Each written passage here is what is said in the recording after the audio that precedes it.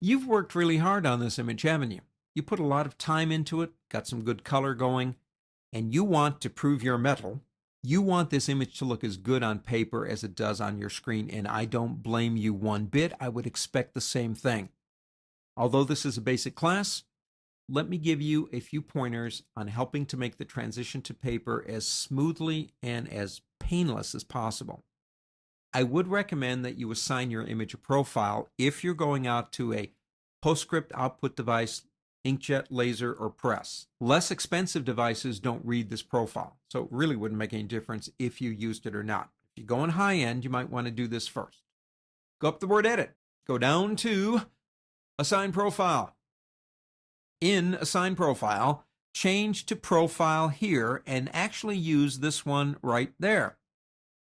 If you know a bit more about the process, or if you have a recommendation from your press operator, they may say use something else. In that case, use whatever they ask you to, and then click OK. What have we done?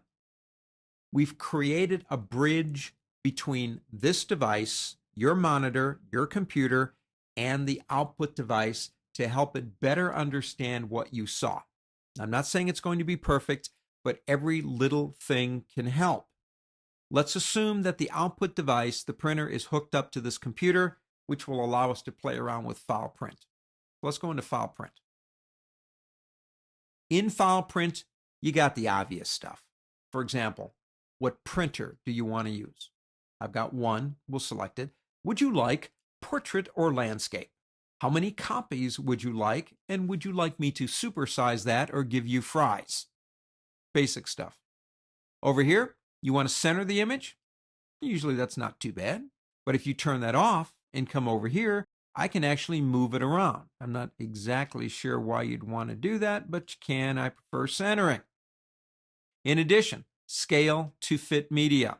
If I select this button, it will scale that to fit the media based on the printer. All printers have areas where they can and cannot print. If you say scale print size on this particular printer, it will take the image to 108.04%. I prefer my images at 100%. Thank you. Turn that off.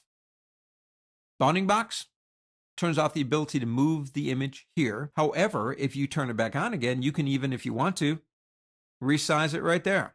Like I said, I prefer my images at 100%.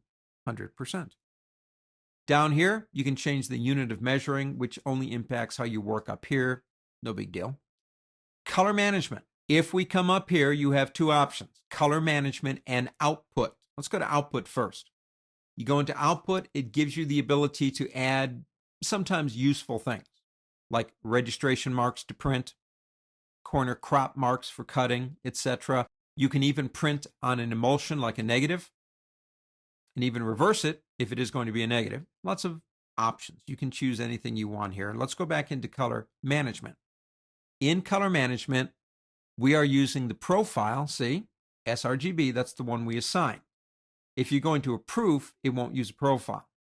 For color handling, printer manages color, Photoshop manages color. We're not working with 4-color separations, so that one's grayed out. In most cases, printer manages color is the one you should use. Down here you have rendering intent. You've got everything from relative colorimetric, which shifts most of the colors to the gamut of the output device. So it may shift things to make it work for you. You've got absolute colorimetric, which just means that colors outside gamut shift, colors inside the printing range of the device don't. That sometimes can cause some strange results. Absolute colorimetric. You have saturation. That one attempts to produce really vivid colors, but at a sacrifice to color accuracy. The last one you have up here is perceptual. It attempts to align the colors within the image to the perceptual value of what we would expect to see with our eyes, which means it may shift them to make that work.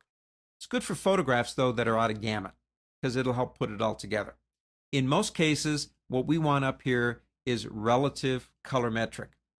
Now, we're not working with CMYK, so we don't have to worry about things like proof setups or anything like that. If you like what you see, go ahead and click the print button, cross your fingers, and see if it works for you. Just a few tips on helping you get color from Photoshop to print.